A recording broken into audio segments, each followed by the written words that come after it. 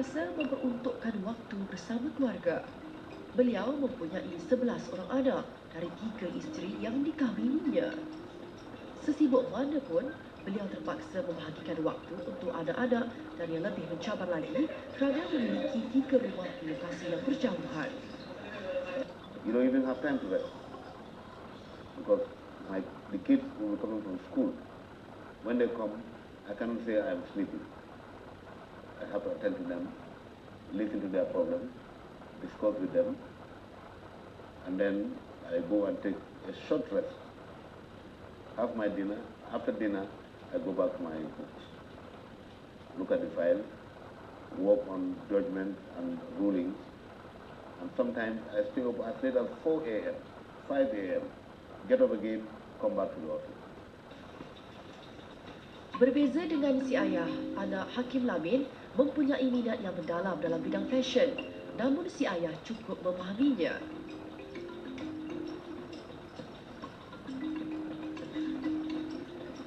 A very loving husband and a hard worker. So I'm not a bit surprised to see him climb the ladder to the position of a judge, because if anyone deserves it, he does. Dianggarkan lebih 200 orang penduduk Gambia pernah menuntut di Universiti Islam Antarabangsa Malaysia UIAM dan masih ada di antara mereka yang boleh bertutur bahasa Melayu. Hakim Lamin Jubate antara bekas pelajar UIA yang berjaya di Gambia. Bermula sebagai seorang tukuam, beliau kemudiannya dilantik menjadi Hakim Mahkamah Tinggi Gambia. I think IIU, I could not have found a better university than IIU. I will tell you why. Put me in any area in this country to work, I can perform. Put me in any society in Gambia, I can live peacefully with them. Universiti Islam Antarabangsa Malaysia UIA mula dibuka pada 1983 cetusan idea mantan Perdana Menteri Tun Dr. Mahathir Mohamad. Ia diasas berdasarkan modul keislaman dengan misi menjadi universiti Islam terulung di dunia. Sejak pembukaannya, UIA menjadi medan menimba ilmu bagi pelajar-pelajar dalam dan luar negara yang mendambakan pengajian seimbang antara ilmu moden dan kerohanian. Keunikan UIA ini adalah kerana programnya yang bersifat integrasi antara apa yang kita panggil acquired knowledge dalam bidang-bidang profesional yang digabungkan dengan religious knowledge. Yang ini telah banyak dinyatakan oleh Imam Al-Ghazali dalam kitabnya Ihya Ulumuddin, di mana itulah tarikan utama pelajar-pelajar antarabangsa yang berminat untuk menjadi orang yang profesional pada masa yang sama mempunyai ciri-ciri Islam.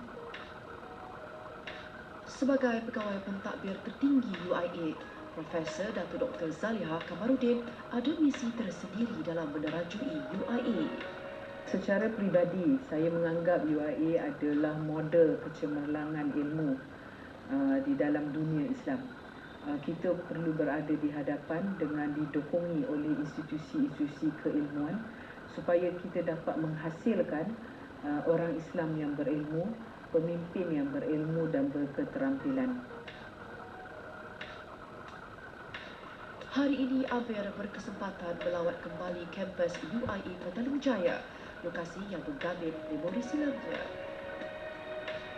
Dengan perasaan teruja, Amir membawa kami ke perpustakaan yang sering dikunjunginya ketika menuntut di sini lebih 20 tahun lalu. The sitting area here used to be just a few meters in this corner. They used to have daily newspapers, and we would follow news about war in Bosnia. Most of the Bosnians would be spending a lot of time reading newspapers just to try to find out news about their families. Most of us would try to contact through some other countries, call on telephone, because we didn't have money. So we would call once a month maybe to neighboring Croatia. I had family in another country, So they would hear some news maybe indirectly from my family, and this is the way we heard. But on daily basis, we could only get news from New Strait Times. So how was it back then between you Bosnians and UAE? Is there your maybe your family? You know, is your family among the casualties or your friends? Not my, alhamdulillah, I didn't have direct casualties, but many of the students lost their first family. One of my friends lost his sister in the war. She was killed. Di perpustakaan ini, selera membaca Amir dipenuhi dengan pelbagai bahan bacaan. Ia faktor terpenting yang menyubur minatnya belajar di sini, selain fleksibiliti pengambilan kursus-kursus yang ditawarkan. We really got a very, very wide knowledge because we had the ability to cross-register, in different departments, different faculties. So I really got a very deep educational background from here. It helped me throughout my life. This library was an important take-off point in my professional and academic life. Kami turut mengunjungi kelas lama Amir di blok berhampiran. Dia memulakan pengajian di sini pada tahun 1991 dalam bidang ekonomi sebelum bertukar haluan ke bidang hubungan antarabangsa atas desakan pensyarah selepas perang melanda negara kelahirannya. Memori kehidupannya di dalam kelas ini masih terpahat utuh dalam minda Amir. We lived almost 5 years in these classrooms. A big part of our life we spent here. Professor Ahmed Davutoğlu, who is the current Foreign Minister of Turkey. He was my mentor. Most of my courses when he was here, I would take with him. Actually, these professors were like our second parents, especially Dr. Davutoğlu. He had a very close relation to many students. He would take care of them. I used to get dengue 2 times. Dengue. And he would take care of you. His wife was a doctor, Sarah. She took care of me. I got a daughter, and I called her Sarah. Berbekal segulung ijazah, laluannya untuk menimba ilmu di peringkat lebih tinggi terbentang luas. Di awal tahun 90-an, Pak Syafi'i mendapat tawaran yang tidak mungkin mampu ditolak. Alhamdulillah saya dapat offer dari International Islamic University Malaysia, mendapatkan opportunity untuk mempelajari Master of Economics di International Islamic University. Program saya adalah Syariah, sementara saya akan join program Islamic Economics. Tapi Datuk Jamil memberikan garansi, Syafi'i Antonio akan saya jadikan sebagai model bagaimana combine antara Syariah dengan fiqh. 2006, beliau dilantik mantan Perdana Menteri Tun Abdullah Ahmad Badawi sebagai penasihat Majlis Syariah Bank Negara Malaysia.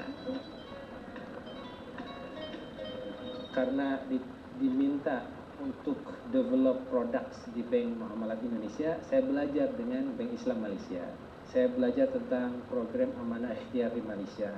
Saya belajar banyak dari Yayasan Pembangunan Ekonomi Islam Malaysia. Nah, dari situ saya bawa ke Indonesia, kemudian saya develop di Bank Muamalat. Alhamdulillah, thanks to the government of Malaysia, karena membantu memberikan satu subsidi dan funding yang cukup sehingga UAE mendapatkan kemudahan untuk invite the best professor in the world in that particular field.